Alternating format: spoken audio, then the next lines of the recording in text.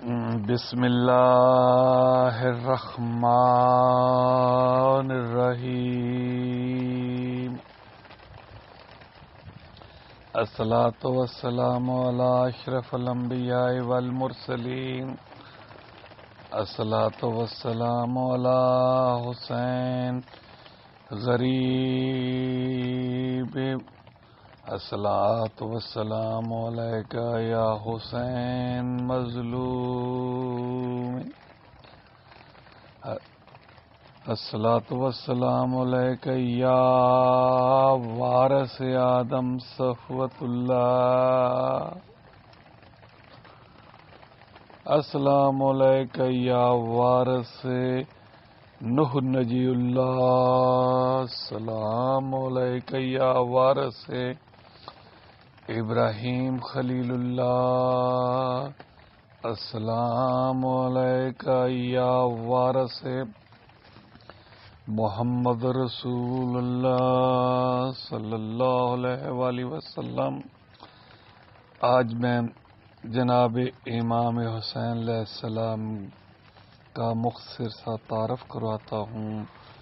جناب حضرت امام حسین علیہ السلام کا تعارف میں ناقص انسان کیا کرا سکتا ہوں، جس کا تعارف تو خود میرے پیارے نبی نے ان کو اپنے کندھوں پر بٹھا کے پوری دنیا کو کرا دیا ہے۔ میں تو ایک ناقص نالائق سا آدمی ہوں جو کہ صرف حسین حسین کرتا ہوں۔ میری زندگی کا مقصد صرف حسین ابن علی ہے، اسی کو پکارتا رہتا ہوں دن رات۔ میں نے کیا پکارنا ہے؟ آپ مجھ سے زیادہ علم والے ہیں۔ آپ دیکھیں، دنیا جاپان آسٹریلیا سے لے کر ڈنمارک سے لے کر امریکہ تک، دنیا کے ہر شہر میں، ہر محلے میں، ہر علاقے میں حسین حسین ہوتا ہے۔ حسین ابن علی کو وہ لوگ بھی مانتے ہیں، وہ لوگ بھی حسین حسین کر رہے ہیں جن کا دین اسلام سے کوئی تعلق نہیں ہے۔ آپ دیکھیں، دنیا بہت ترقی کر چکی ہے۔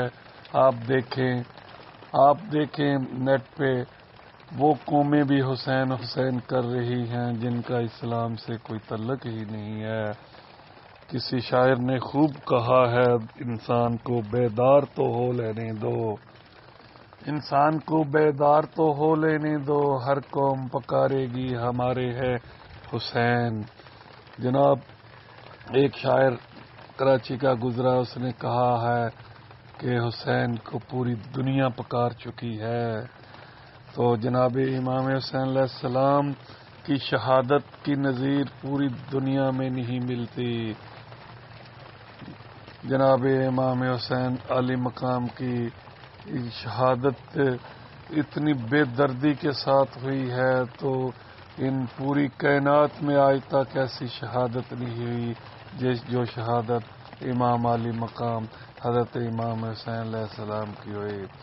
دنیا میں سقراط کی موت، اور دنیا میں جناب آپ قرآن پاک میں دیکھا ہے جناب یحییٰ بن زکریا کو بھی اتنی بے دردی سے شہید کر دیا گیا تھا۔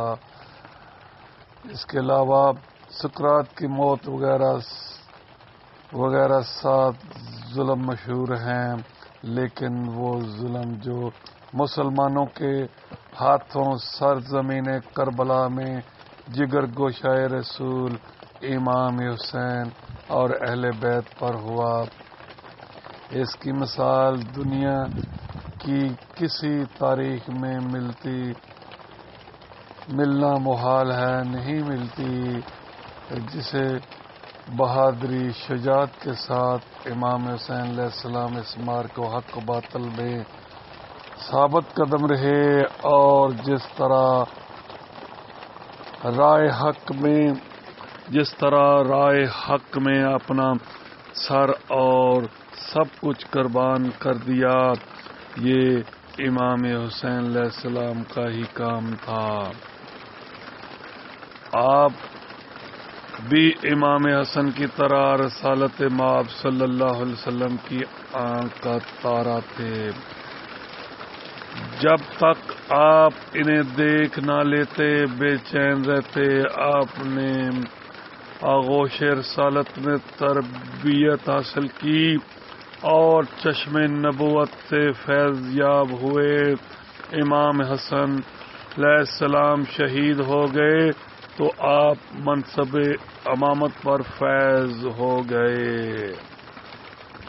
انہی دنوں معاویہ نے اپنے فاسق بیٹے یزید کو اپنا ولی عہد بنایا ہوا تھا اور اسلام میں ملوکیت کی بنیاد رکھ دی۔ جب یزید تخت پر بیٹھا تو اس نے حاکم مدینہ کے پاس آدمی بھیجا کہ حسین ابن علی سے بیعت حاصل کی جائے۔ جب آپ سے کہا گیا تو آپ نے یکسر انکار کر دیا اور کہا مجھ جیسا اس جیسے کی بیعت نہیں کرے گا۔ یہ فاجر، یہ فاسق، یہ پلیت ہے، اس کی بیعت مجھ جیسا اس جیسے کی بیعت نہیں کرے گا۔ اسی دوران میں کوفہ والوں نے آپ کے پاس بے شمار پیغامات بھیجے کہ آپ تشریف لے آؤ، ہم آپ کے ساتھ ہیں۔ آپ نے اپنے چچا زاد بھائی مسلم بن عقیل کو اپنے سے پہلے بھیجا اور بعد میں آپ مٹھی بھر ساتھیوں اور اہل بیت کے ہمراہ کوفہ چل پڑے۔ جب یزید کو اہل کوفہ کے ان پیغامات کی خبر ہوئی اور امام حسین کی روانگی کا علم ہوا تو اس نے ابن زیاد جیسے جابر و ظالم انسان کو کوفہ کا حاکم مقرر کر دیا، جس نے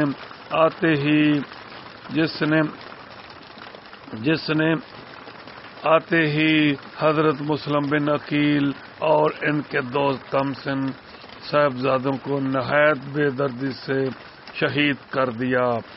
جب امام حسین علیہ السلام کربلا میں پہنچے تو آپ کو حر کی زبانی معلوم ہو گیا۔ اہل کوفہ غدار ثابت ہوئے ہیں۔ حر نے امام حسین علیہ السلام کو سارے حالات بتا دیے۔ آپ نے رات کے اندھیرے میں اپنے ساتھیوں کے سامنے خطبہ دیا اور ان سے کہا جو جانا چاہے جا سکتا ہے، مگر شمع رسالت کے پروانے آپ پر نثار ہونے لگے۔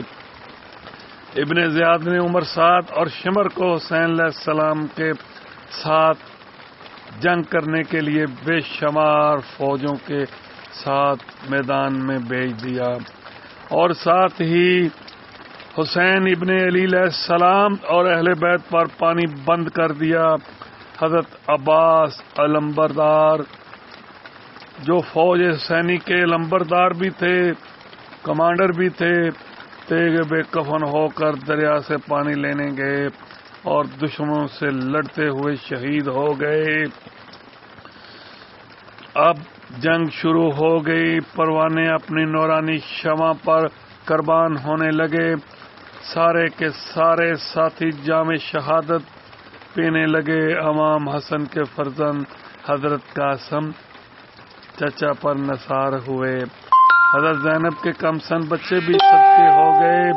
علی اکبر بھی ہم شکل پیغمبر تھے، وہ بھی برچھی کھا کر گرے اور باپ پر نثار ہو گئے۔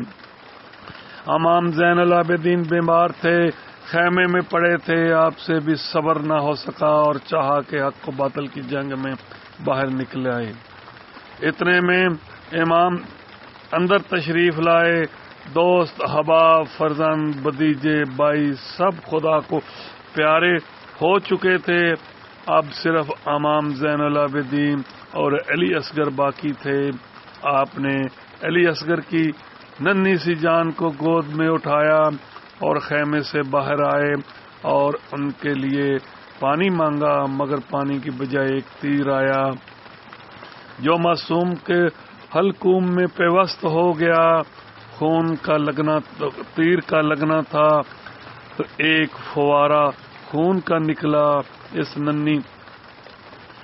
ننھی سی گردن سے چھوٹا جیسے چلو، جسے جناب اس خون کو جناب امام حسین علیہ السلام میں چلو میں لے لیا، اپنے ہاتھوں پہ لے لیا، اور اس خون کو جب زمین پر گرانے لگے تو زمین سے فریاد آنے لگی، اے حسین ابن علی، اگر اس بچے کا خون زمین پر گرا تو زمین قیامت تک کوئی سبزہ نہ دے گی۔ جب آسمان کی طرف پھینکنے کا ارادہ کیا، اس آسمان بھی پکار اٹھا، اے حسین ابن علی، اس بچے کا خون اگر آپ نے آسمان کی طرف پھینکا تو آسمان سے قیامت تک کی بارش نہ ہوگی۔